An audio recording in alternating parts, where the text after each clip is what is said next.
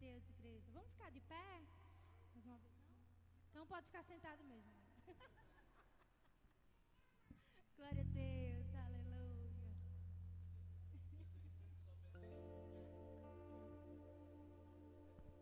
Glória a Deus.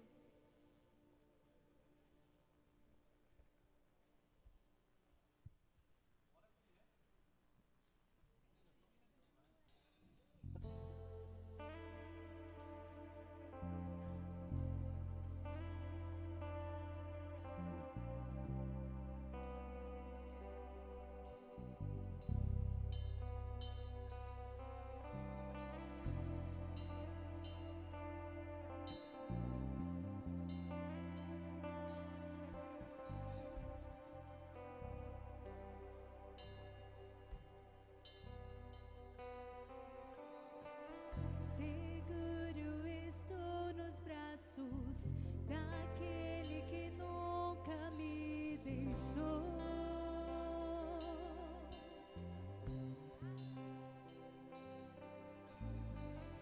Seu amor perfeito sempre esteve repousando em mim.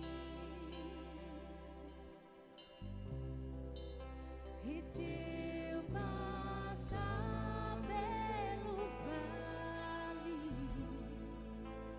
acharei conforto em teu amor, pois eu sei que és aquele que me guarda.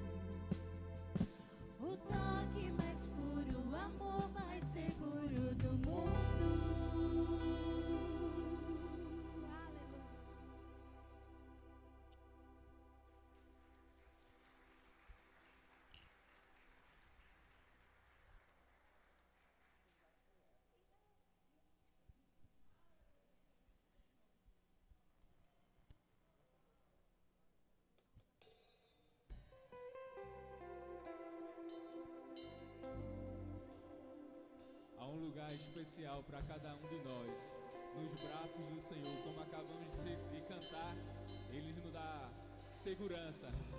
E esse hino agora ele fala que há um lugar secreto, onde temos intimidade com o Senhor, onde temos um relacionamento aberto com Ele. Então erga a sua voz e declare isso. Tu és tudo que eu mais quero, o meu fôlego tu és, em teus braços é o meu lugar, estou aqui, estou aqui. Pai, eu amo sua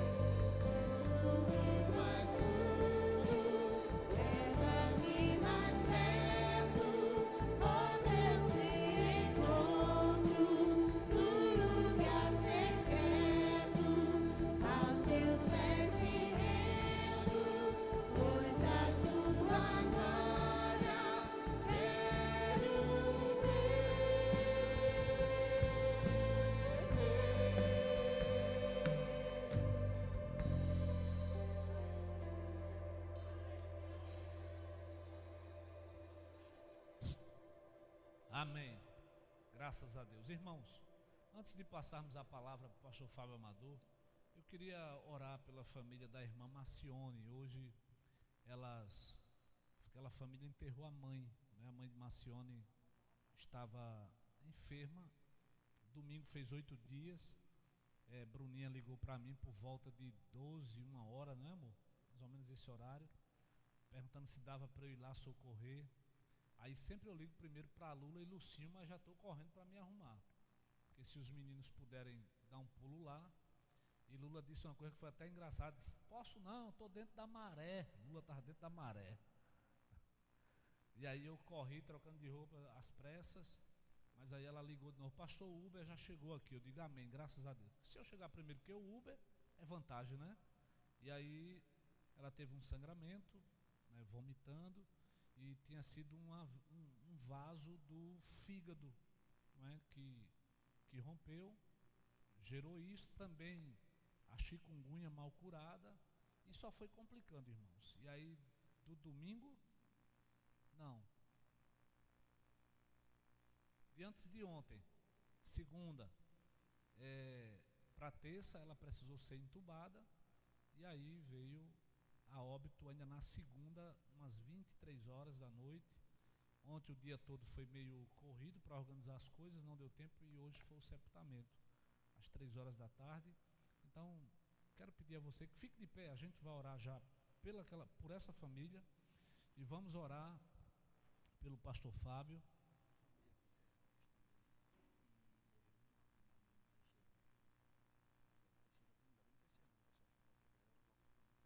E também, o pastor Kleber bem está lembrando, o tio da esposa do irmão José Alves, que já foi diácono dessa igreja, o tio da esposa, o tio de Beta, faleceu. Ele morava lá na Brasília. E hoje uma moça que é gêmea, né? O povo conhece aqui no bairro, teve um ataque fulminante. O irmão Lula, como sempre, Lula socorre gente com peixeirada, não é? Gente com tiro, e também as pessoas, Lula não tem dificuldade para isso. E Lula socorreu hoje pela manhã, não foi, Lula? Ela teve um infarto fulminante. Também vamos orar por essas famílias, para que Deus console os corações, irmãos. Quem está aqui, diga amém. Amém. Oremos por esses irmãos e também pelo nosso pastor, que não pôde vir rápido, porque um retrovisor dele está quebrado, aí ele não podia fazer ultrapassagem, né? Teve que vir na marcha lenta, como diz a história. Mas chegou, aleluia. Pai, nós te agradecemos por tudo. Sabemos que a vida pertence a ti. Por doloroso que seja, sabemos que é o teu dia que chega na nossa história. Todos nós nascemos com data certa de retorno para casa. E nós que aqui ficamos sofremos amargamente, Senhor.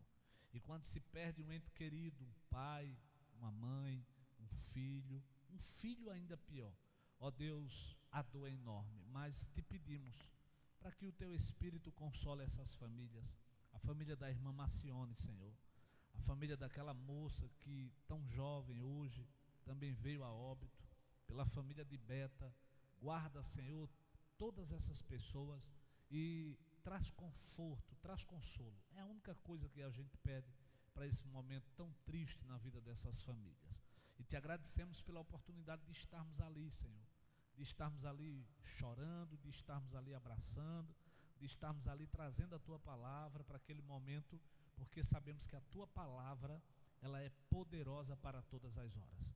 E te pedimos essa noite que o nosso coração, que a nossa mente, neste momento, nesta hora, seja prisioneira da tua palavra, e que tudo que o teu filho vier falar, ó Deus, alcance o nosso coração, e a gente possa sair daqui esta noite glorificando ao Senhor pela mensagem da cruz, pela reforma protestante, que foi o maior avivamento da nossa geração, dos nossos milênios depois de Cristo. E nós te louvamos, Senhor, porque hoje nós podemos pensar, nós podemos falar, nós podemos pregar a Cristo e este crucificado, a Cristo e este ressurreto, por conta daquele movimento que o teu Espírito soprou sobre aqueles homens e mudou a história da humanidade. Nós te agradecemos e pedimos que o Senhor seja com o pastor Fábio Amador e fale conosco aqui esta noite, no nome de Jesus. E a igreja diz amém. Vamos receber o pastor com uma salva de palmas bem bonita. Amém. Daqui para frente é com ele e vocês. A gente senta, viu? Pode sentar.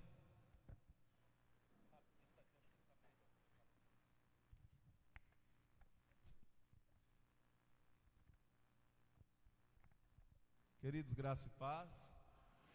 Bendizemos ao Senhor pela oportunidade de poder estar aqui mais uma vez nesta amada igreja, nesta igreja muito abençoada e alegre, uma igreja feliz.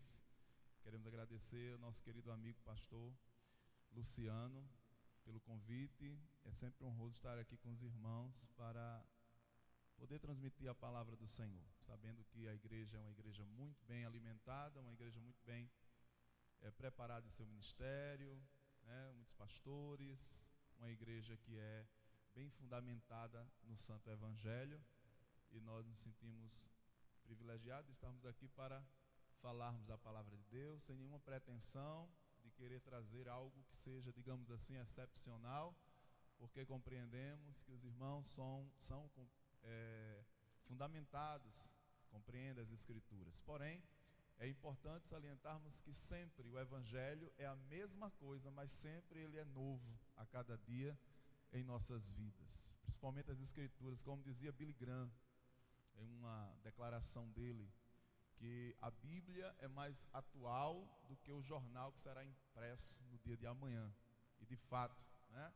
E aí nós podemos também compreender que o Evangelho, ele é novo, ele é antigo, mas também ele é novo, e a cada dia novo. E todas as vezes que nós meditamos no Evangelho, refletimos no Evangelho, nós somos transformados e abençoados. Glória a Deus por isso.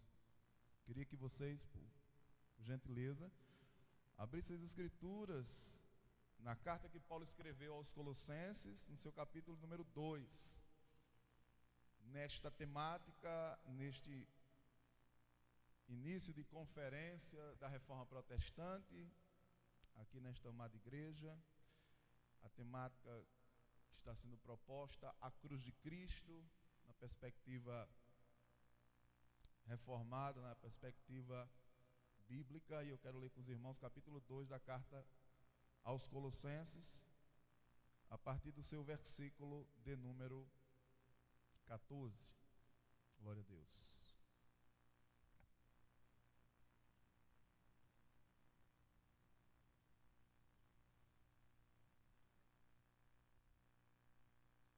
Treze, 14, perdão. 13, 14 e 15. Diz a palavra do Senhor. Todos encontraram? Possam dizer amém? Só alguns encontraram? Quem encontrou, diga amém.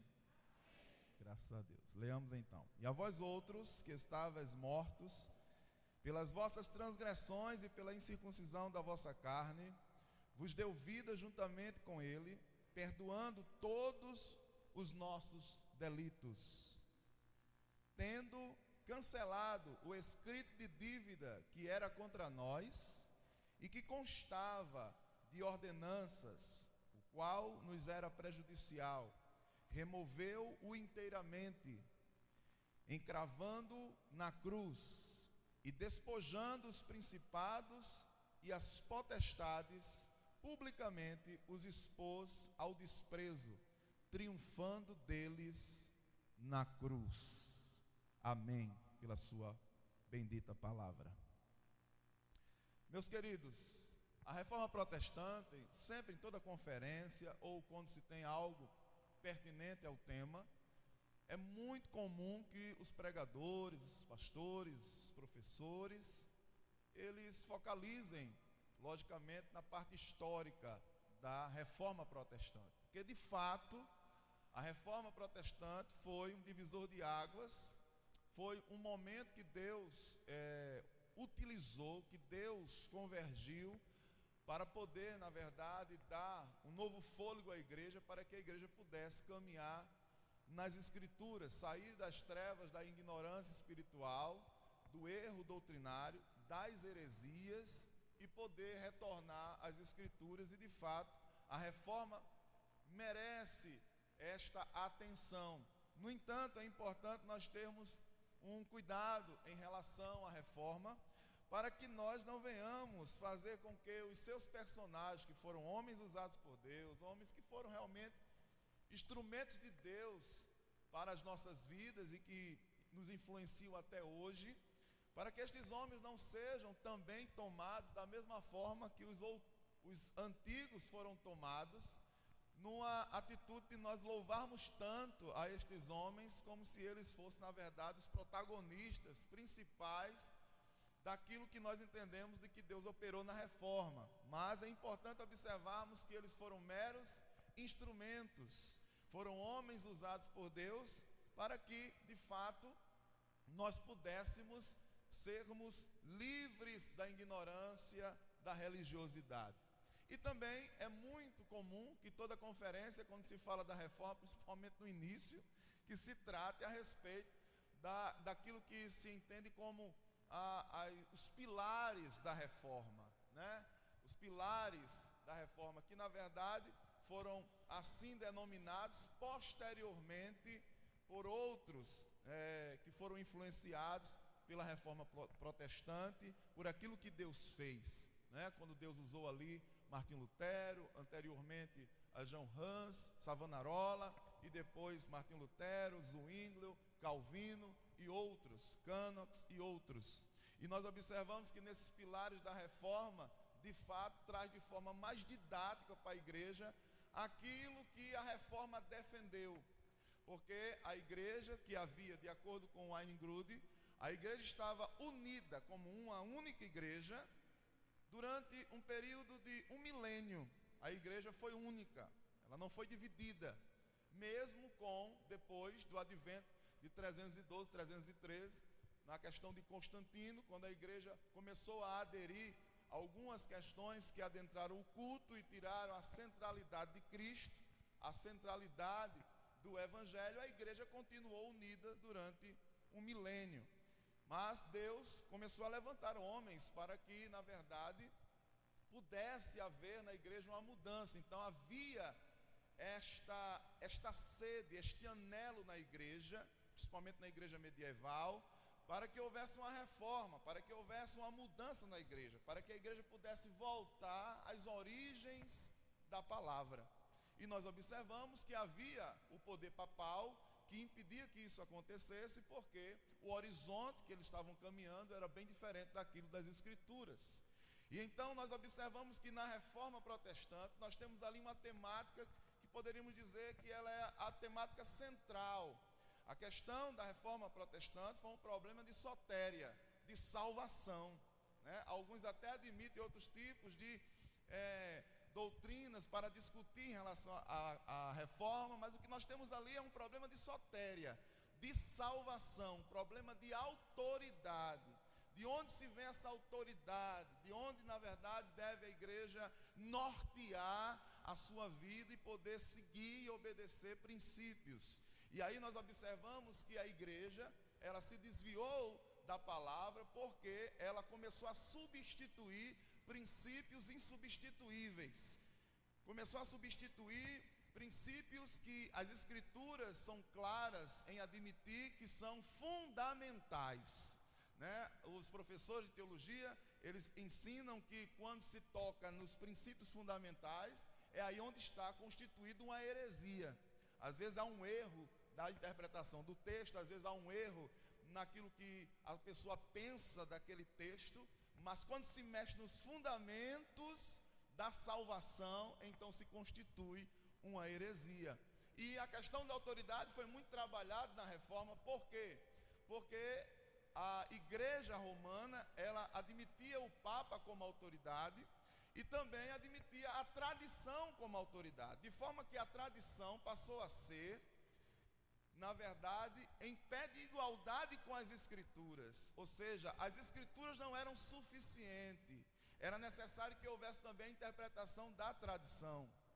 O meu amigo Glauco Barreiras Magalhães, né, lá de Fortaleza, ele escreveu um livro, Espiritualidade, Protestantismo, muito interessante, e ele traz um documento, e nesse documento do Vaticano está escrito lá: se a tradição disser para você que o preto, isto é um documento, na verdade, da comissão de Loyola, né, dos jesuítas, e está escrito assim: se a tradição disser que o preto é branco, mesmo você percebendo que o preto é preto, acredite na tradição.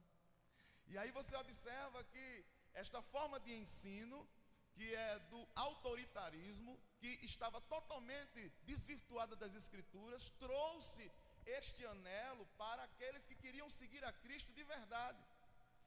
E nós sabemos que as Escrituras eram ocultadas das pessoas, e nós sabemos que onde não há verdade, não há libertação. Onde há verdade, há libertação, porque a própria Escritura vai dizer isto.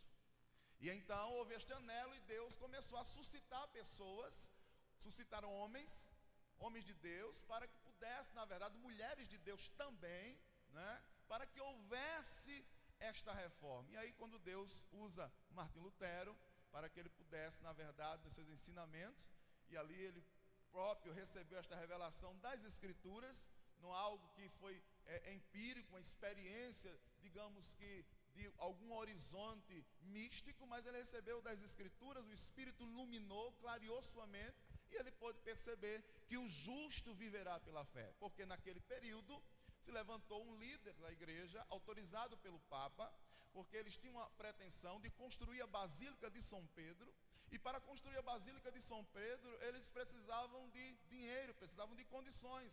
Então eles estabeleceram exatamente o projeto marqueteiro das indulgências, para se vender as indulgências.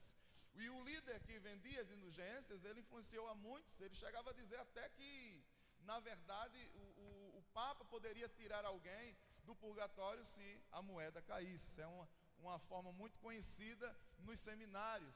E então, isto foi sendo ensinado, e a igreja passou a ganhar muito dinheiro com este marketing das indulgências. Foi aí então que se percebeu, pela revelação do Senhor, pela revelação das Escrituras, que as indulgências eram heresia, que as indulgências estavam desvirtuando, mexendo com o fundamento da salvação.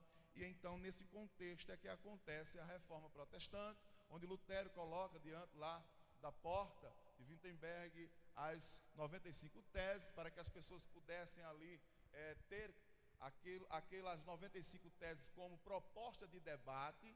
E então ele passa a ser perseguido, e ali começa, digamos assim, o início da reforma, porque a reforma mesmo vai acontecer lá na frente de uma forma muito mais efetiva com Calvino, mas ali começa o início, começam as perseguições. E aí nós observamos que os fundamentos, os pilares desta reforma, posteriormente de forma mais didática, trazido para nós, estava exatamente neste contexto, que somente as Escrituras, que é aquilo que é chamado dos solas, da palavra latina, das frases latinas, sola Escritura, solus Christo, sola gratia, sola fide, sola deo gloria. Somente as Escrituras, somente Cristo, somente a graça, somente a fé e somente a Deus a glória. Estes foram os pilares da reforma protestante, que exatamente balizaram a sua fé, mostrando que, primeiro, as Escrituras interpretam as Escrituras, e que toda a autoridade da igreja, na verdade, ela advém da revelação das Escrituras.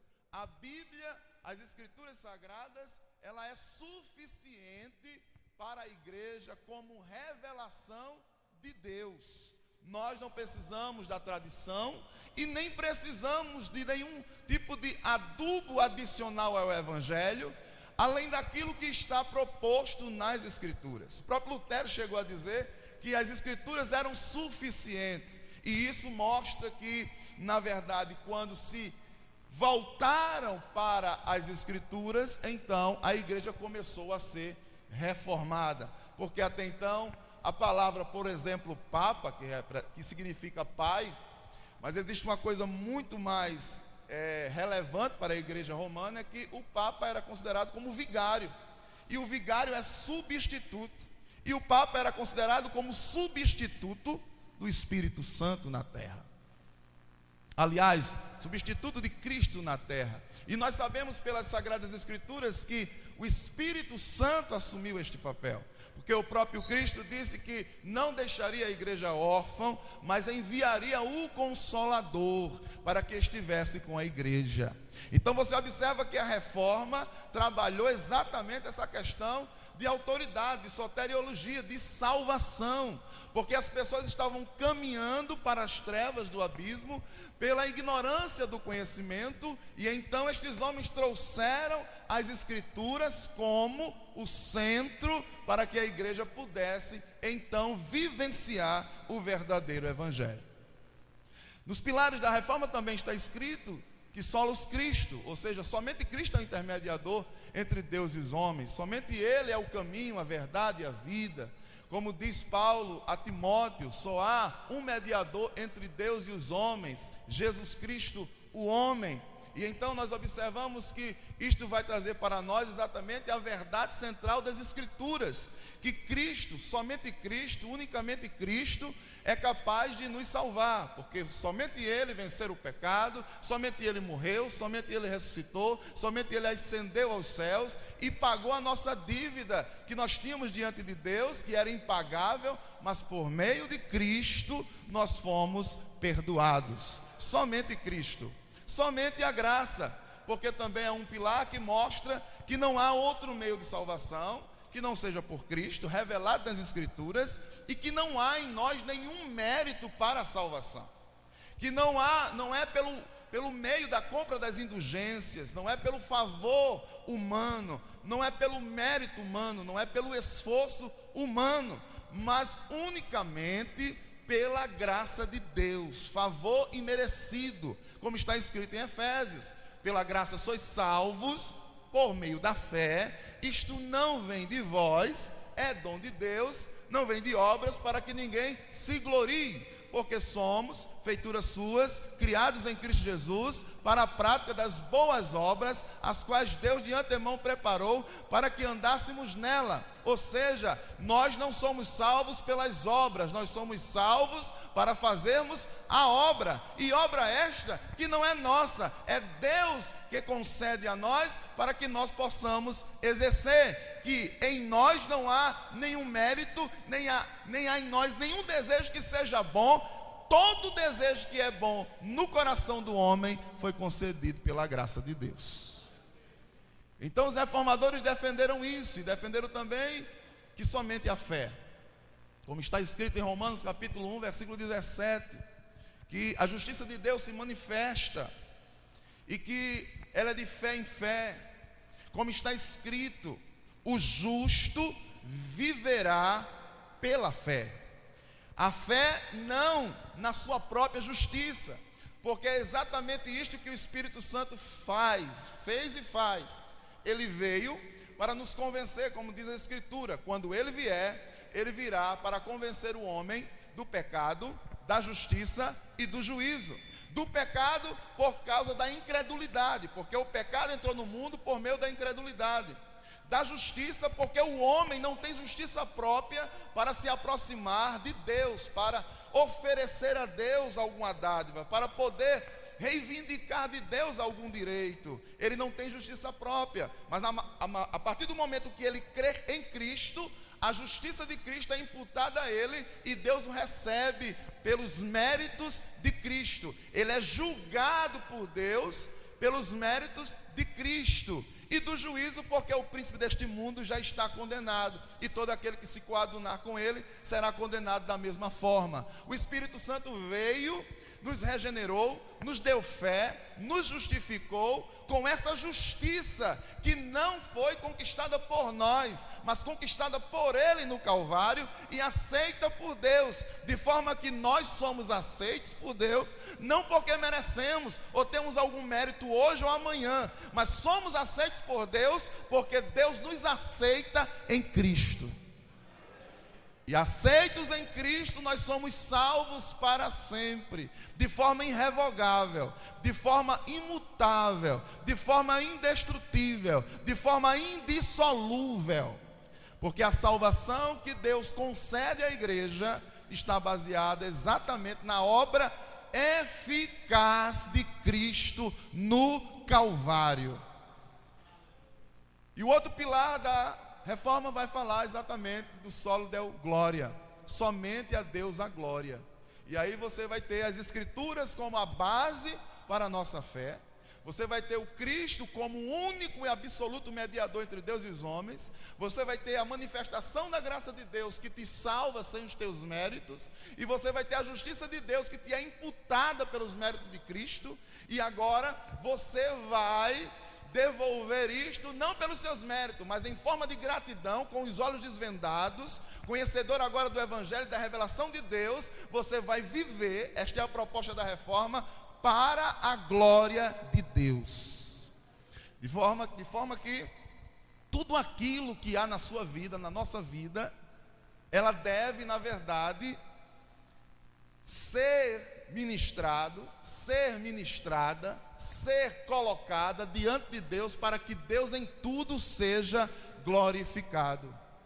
E aí você vai observar que esse solo deu glória, ele vai alcançar toda a existência humana, de forma que tudo aquilo, como dizia Abraham Kuyper, não há um centímetro quadrado nos termos da nossa existência sobre os quais Cristo não clame, é meu. E por que isto? Porque na verdade Cristo, quando veio morrer na cruz do Calvário, quando Cristo veio pagar o alto preço por nós, quando Cristo veio nos salvar, Ele não veio apenas para salvar a nós homens, mas Ele veio redimir, reconciliar consigo toda a criação que se perdera com a maldição do pecado. É por isso que o texto que Paulo escreve aqui aos Colossenses, Paulo vai ser bem enfático e dizer primeiro do que Deus fez em nós. No versículo 13, ele vai dizer que nós estávamos mortos em delitos e pecados, como também diz Efésios, estávamos mortos em delitos e pecados, e Ele nos vivificou. Estávamos entenebrecidos, estávamos com uma mente cauterizada, estávamos mortos, alienados de Deus. Mas o Senhor, com graça e misericórdia, rico em bondade, se revelou a nós, revelou o Evangelho, abriu os nossos olhos e nos deu vida.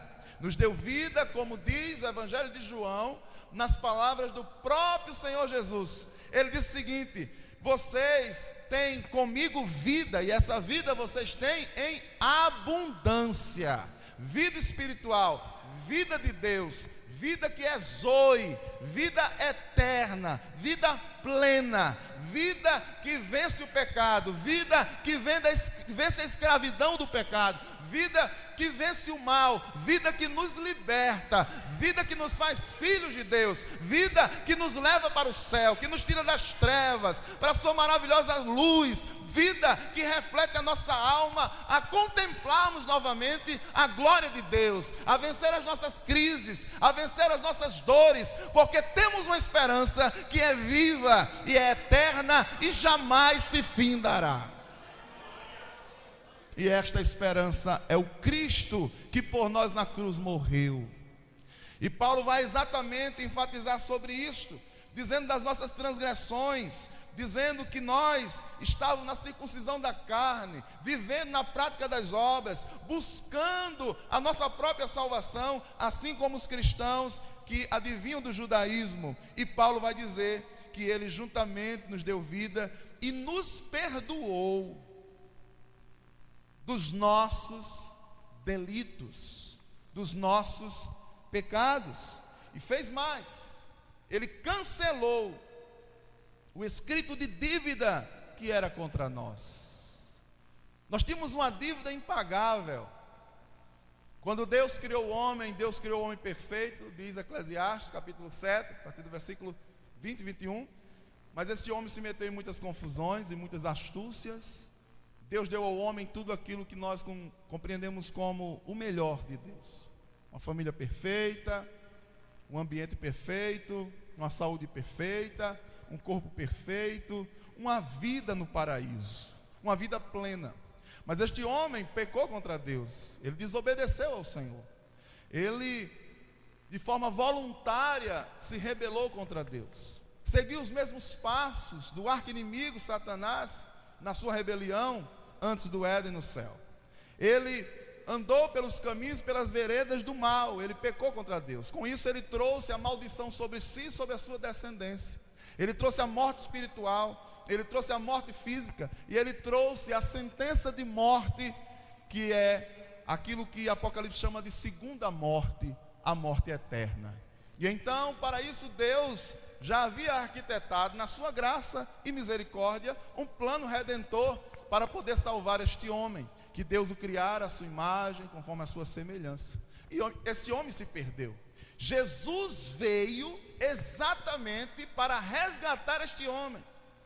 Jesus veio exatamente para reconciliar consigo esta criação que foi amaldiçoada pelo pecado.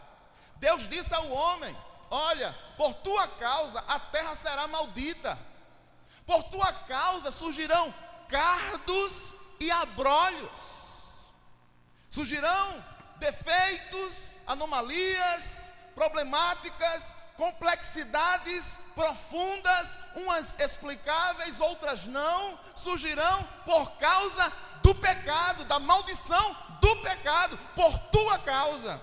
Porque você era o meu representante federal, você era o meu mordomo na terra, você era o meu administrador, você era o meu gerente, você era a quem eu confiei para que minha glória pudesse ser exercida, para que minha glória pudesse ser divulgada, para que a minha glória pudesse ser na terra espalhada. E este homem foi julgado por Deus, a mulher foi julgada por Deus, a serpente foi julgada por Deus.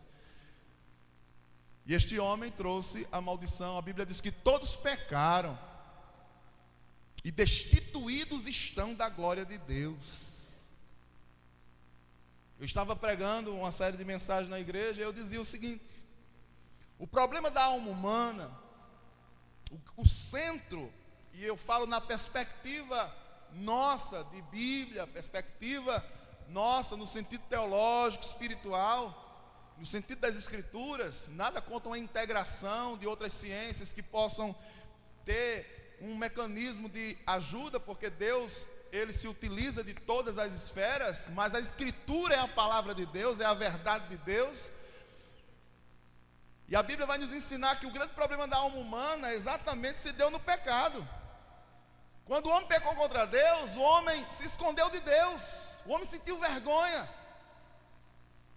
O Eros, antes do pecado, era um Eros puro.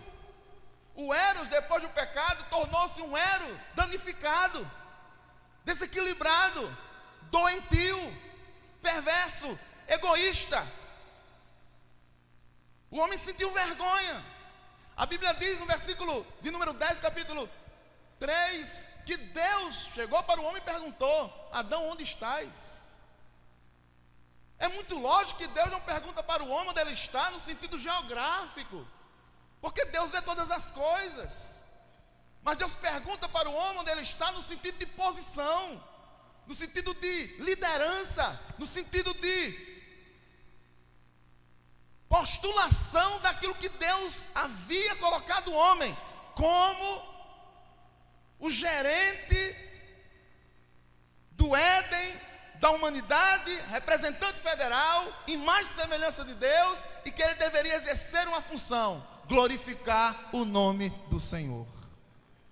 Como diz o primeiro item, o primeiro ponto, o artigo do catecismo de Westminster, vai dizer: qual é o fim de todo homem? E aí vai responder o catecismo: o fim de todo homem é glorificar a Deus e gozá-lo para sempre. Este é o propósito, esta é a missão de todo homem: glorificar a Deus. E este homem se perdeu.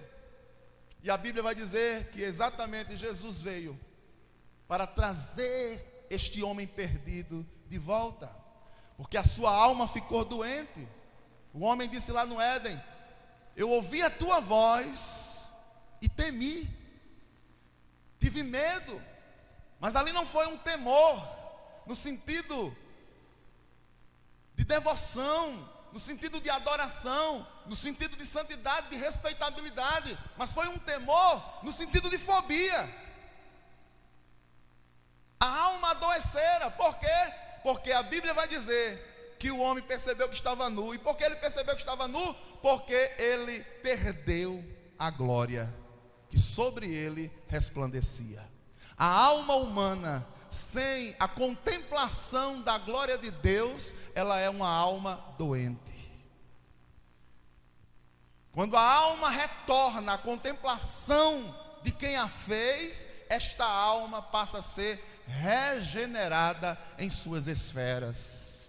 E chegará um dia que nós seremos totalmente regenerados e receberemos um corpo glorioso. O corruptível se revestirá da incorruptibilidade e o mortal se revestirá da imortalidade. E então Jesus veio. A palavra de Deus vai nos dizer que ele veio para reconciliar, ele veio para restaurar, ele veio para trazer este homem de volta. É interessante que você vai observar no Evangelho de Lucas, capítulo 15, as 3 parábolas, muito interessantes aquelas parábolas, que falam da dracma, que fala da ovelha perdida, e que fala também do filho perdido, ou dos 2 filhos perdidos, ou do pai pródigo, como diz Tim Keller. Mas aí você vai observar as 3 parábolas que narram a mesma doutrina: o homem perdido. Aquilo não trata de alguém desviado da igreja, aquilo não trata de alguém afastado da igreja.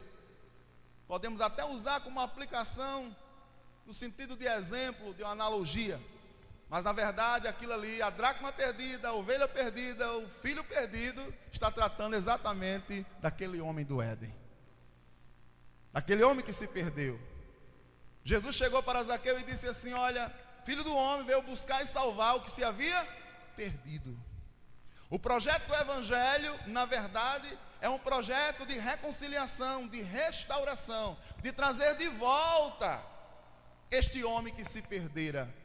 E esta restauração, ela está, na verdade, acoplada em todas as dimensões.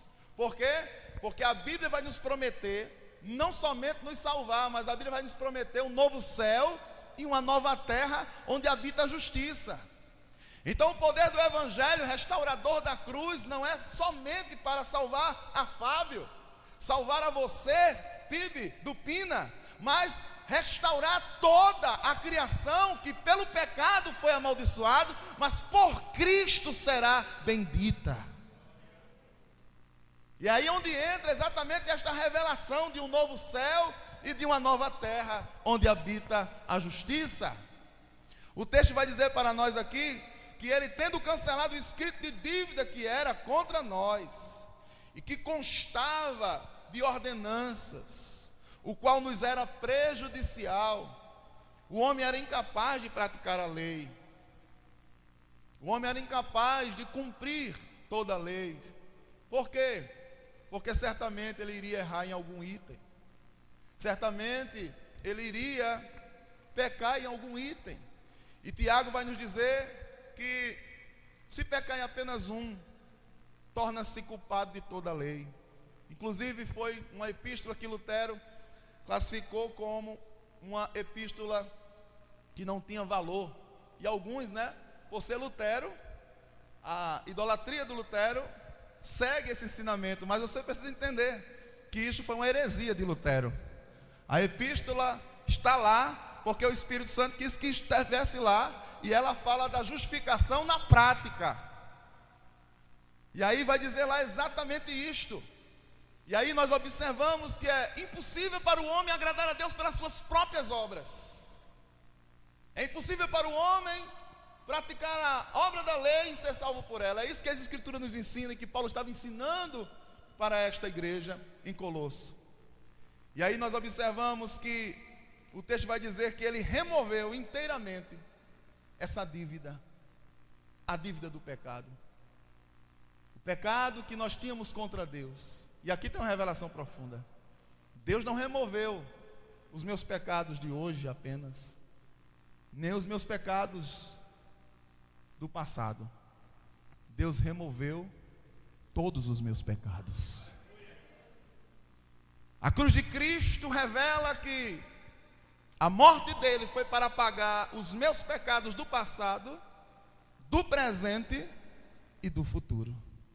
Em Cristo eu estou perdoado.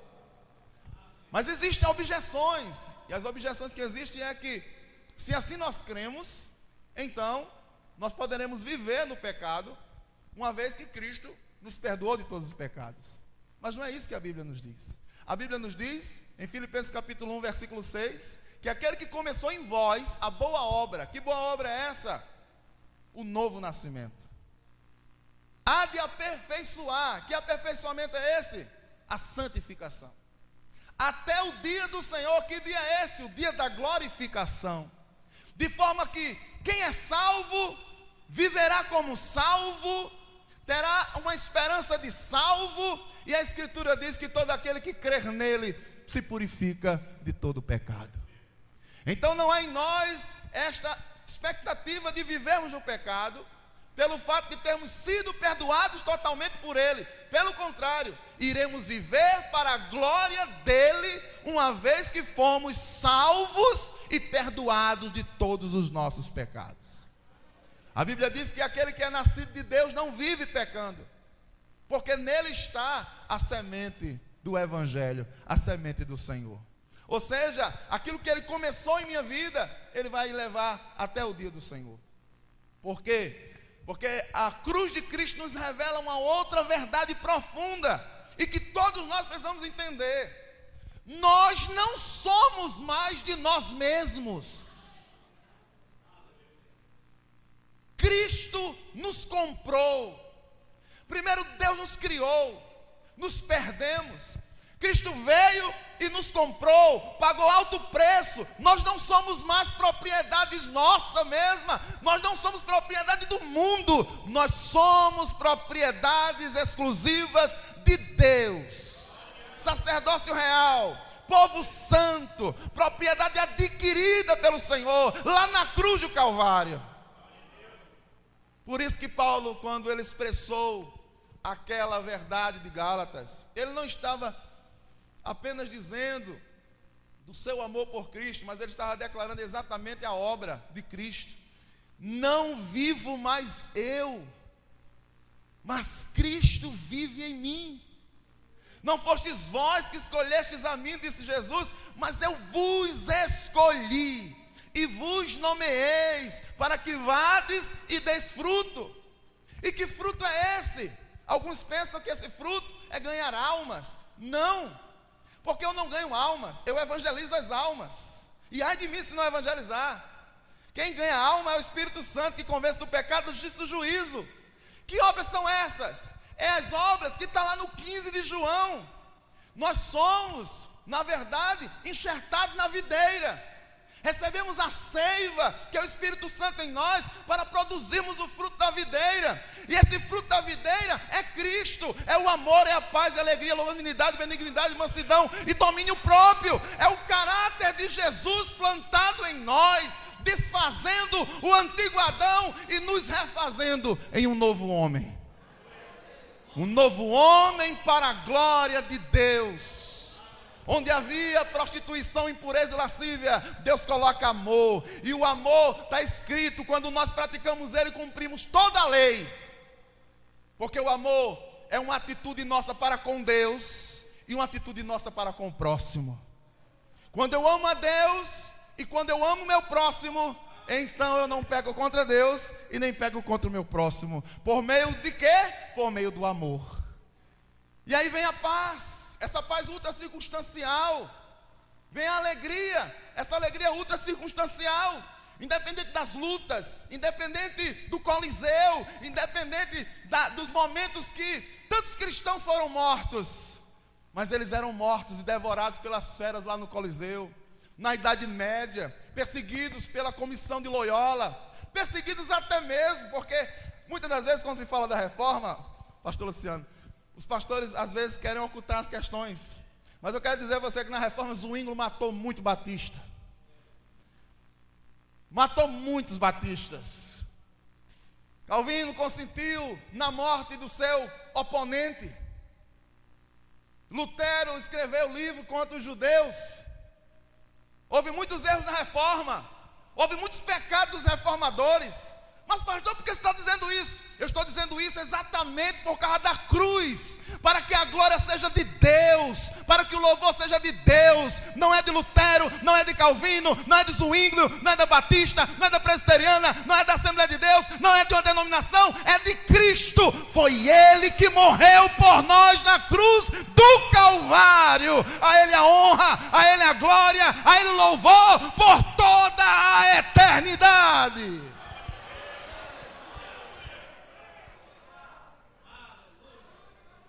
Por toda a eternidade.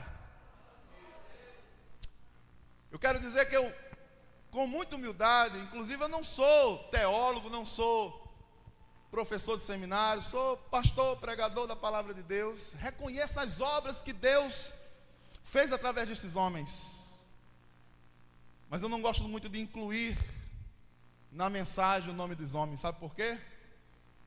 Porque isso alimenta a academia do cérebro. E eu prego sobre aquele que alimenta a nossa alma. E o nome dele é Jesus. Jesus, Jesus. Foi Ele que olhou para mim quando eu não merecia, pecador miserável, e disse: eu te amo. Eu tenho um plano na sua vida. Foi Ele que morreu por você. Por isso a Ele seja a glória, o louvor. Queridos, nós estamos vivendo momentos difíceis, em que a igreja precisa retornar à palavra. A igreja precisa retornar às escrituras. Por quê? Porque as indulgências voltou para a igreja.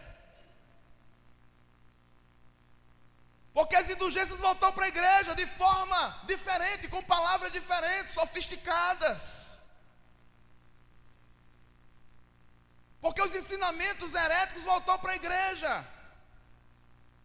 Quem hoje tem coragem de dizer, porventura um líder muito famoso, ou alguém muito influente na igreja, seja lá a denominação que for, que prega a perca da salvação e dizer para ele: você é um herege.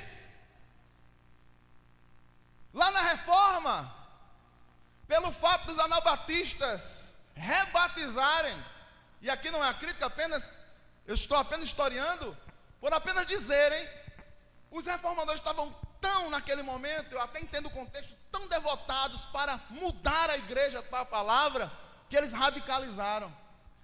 Quando começou os anabatistas a rebatizarem, então reuniram-se um concílio, reuniu-se em Zurique um judiciário para julgar, e assim determinaram que os hereges deveriam morrer. E morreram por quê? Simplesmente por estar rebatizando aqueles que foram batizados quando criança e quando adultos precisavam ser rebatizados. E eles morriam. O que eu quero dizer com isso? Radicalismo.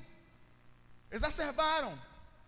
Hoje isso não existe mais, porque a igreja amadureceu neste ponto e nestas esferas. Mas o que eu quero dizer é que hoje muitas heresias são pregadas, mas ninguém morre. E não estou dizendo aqui que nós temos que matar ninguém, mas precisamos ter a ousadia de pelo menos fazer apologética, aliás, e defendermos a fé cristã. As indulgências voltaram, a idolatria voltou para a igreja. As pessoas hoje não querem a palavra, as pessoas querem um pregador famoso. As pessoas não querem louvar a Deus, as pessoas querem saber quem é o cantor. E os cantores se aproveitaram, os pregadores também famosos se aproveitaram, os elogios envaidecem, e as pessoas têm se esquecido que o evangelho é simples. O evangelho é simples. O Cristo da cruz é o mesmo ontem, hoje e eternamente. É Ele que salva, é Ele que batiza com o Espírito Santo, é Ele que cura, é Ele, é Ele, é Ele. Mas nós temos saído da simplicidade. As pessoas têm escolhido seus doutores, cada um tem a sua tribo. polarizaram a teologia, de forma que se alguém disser que é arminiano, é rejeitado, se outro disser que é calvinista, é rejeitado. Já, logicamente, já existe a terceira via. Você é o quê? Calvinista? Não sou calvinista. Você é o quê? Arminiano? Não sou arminiano. Você é o quê? Monergista. Uma palavra para diferenciar. Mas os mais maduros vão dizer assim: olha, eu sou cristão. Porque criaram para a igreja uma polarização teológica. E que isto não tem nada a ver com Cristo. Por quê? Calvino era o quê? Calvino não era calvinista. Calvino era cristão, homem de Deus, que trouxe para nós conteúdos gloriosos e maravilhosos que Deus usou, se utilizou daquele homem. Nas suas labutas de enfermidade, ele trouxe para nós aquilo que é considerado uma das maiores obras da história da igreja, as Institutas, como Zwinglio, como Lutero, homens falhos, porque a glória é do Cristo. A igreja não pode ter papa. A igreja não pode ter alguém que substitua ele. Porque ele é insubstituível. É o que a Escritura nos diz. Cristo é insubstituível. Ele é o centro. Paulo disse aos Coríntios: olha, eu vou até vocês e eu não vou para falar em palavras persuasivas, em palavras eloquentes. Paulo está dizendo: eu vou pregar Cristo e Cristo crucificado. Cristo crucificado. Deus não nos chamou, queridos, para vivermos o show. Deus nos chamou para vivermos para a glória dEle, para o louvor dEle, na simplicidade. Quando eu venho à igreja, eu venho para ouvir a palavra. Quem vai pregar? Não sei. No entanto que seja a palavra, no entanto que seja as Escrituras, no entanto que seja o conteúdo cristão centrado. Pode ser uma criança, pode ser um adolescente, pode ser um jovem, pode ser o ministro do Evangelho, não importa. No entanto, que esta palavra seja pregada com autoridade, com respeitabilidade, com compromisso de dizer que a Bíblia é a palavra de Deus. Nós deveríamos não permitir que nenhum pregador que não crê que a Bíblia é a palavra de Deus pregasse na igreja. Não, porque eu creio que a Bíblia se torna. Você não serve para pregar aqui. Não, porque a Bíblia não é a palavra, a Bíblia contém. Você não serve para pregar aqui. Não, mas ele é doutor, mas ele é isso e aquilo. Nós não estamos precisando disso, nós estamos precisando de cristãos. Somente isso. De homens e mulheres de Deus, na simplicidade do Evangelho. Porque a Bíblia é a palavra de Deus.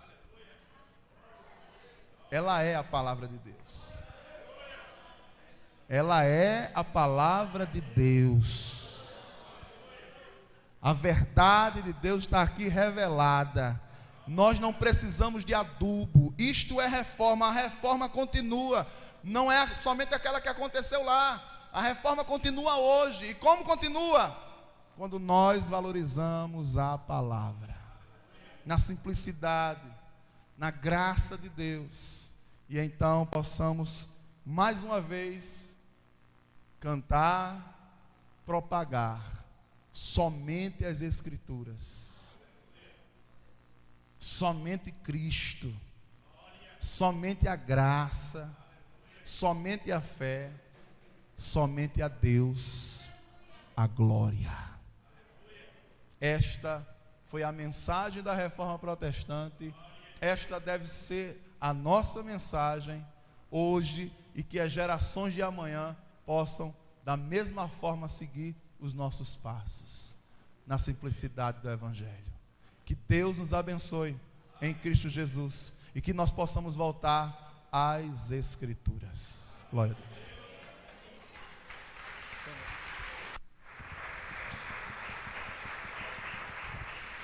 Porque dele, por ele e para ele são todas as coisas. Para sempre, amém. Que bom. amanhã o pastor Mário vai estar conosco e é importante a sua vinda. E queridos, que essas palavras advindas da Bíblia, com sabedoria, com inteligência, com entendimento, ela alcance o nosso coração e a gente perceba o quão importante é vivermos firmado na Bíblia. Amém? A você que não gosta de igreja, que é doutrinária, eu peço a você, ore, peça a Deus que lhe ajude, peça a Deus que lhe dê força. A você que gosta de lugares que diz assim, eu fui lá, mas não senti nada, eu quero sentir. Ore ao Senhor, peça a Deus para que Ele toque na sua mente, pois o que nós precisamos é aprender o que a Bíblia diz para nós. E não só para hoje, que é a pregação da vitória, né? Mas é aquela vida em abundância, que só é capaz, que só é possível por causa da cruz de Jesus. Por isso que o pastor falou com tanta empolgação e quase que eu pulava do banco. A glória é somente de Jesus e de mais ninguém. Não, mas é porque o pregador é tão bonzinho e ele faz um negocinho assim, não. Se não tiver a palavra, é balela, é barca furada. E o final é perdição, é inferno, e nós não queremos isso para a vida de ninguém. Ontem eu estava na minha devocional orando e falando com Deus e dizendo o seguinte: Senhor, eu queria ter uma surpresa tão grande quando chegasse lá no céu. Sabe de quê? De ver os meus pais. Mas eu corro um grande risco de não vê-los. E sabe por quê, irmãos? Porque quando eu pregava, eles brigavam comigo. Dizia assim, para de falar disso aqui, só dá briga dentro de casa. Então nós que somos crentes, não despreza lá no cantinho não, não joga lá no canto não, não faz dela aquele remédio de sovaco, só bota aqui quando vem para a igreja. Não, a palavra está diante de ti, e era para estar, e está no teu coração. Valorize isso, porque só isso pode mudar a nossa história, não aqui, mas a partir daqui, para todo sempre. Quantos querem ir para o céu? Diga amém. Amém. Só através da cruz, a divinda de uma pregação como essa, da Bíblia, da palavra de Deus para as nossas vidas. Amém? Vamos ficar de pé, irmãos. Pastor Fábio, é uma alegria sempre tê-lo aqui, sempre aprendendo mais. E dia 20 eu estou lá, 20 de novembro. Eu estou lá. Vou pagar eu acho que eu não chego à mesma altura não, mas eu vou chegar lá. Vamos pregar lá para as mulheres e acredito que vai ser uma bênção para a glória de Deus. Eu vou chamar o pastor Jackson. Ele disse que não queria vir aqui para frente hoje não, mas venha orar. Eu não vou dizer porquê, você me disse não. Chegue. Por que dizer? Vamos orar, meus irmãos. Louvado seja o teu nome, Deus, por esse momento onde aprendemos mais um pouco da tua palavra. Obrigado, Pai, porque o Senhor tem nos dado pregadores, tem nos dado mensageiros que têm trazido a sã doutrina. Que o Senhor continue durante esses dias, durante essa semana, nos ensinando. E que possamos aprender de Ti. Usa, Senhor, os pregadores, o pregador, pastor Mário, que vai passar o restante da semana. Obrigado pelo pastor Fábio de hoje. E que o Senhor, no final de tudo, seja glorificado. Nos dá, Pai, uma ida em paz para nossos lares, em nome de Jesus. Amém.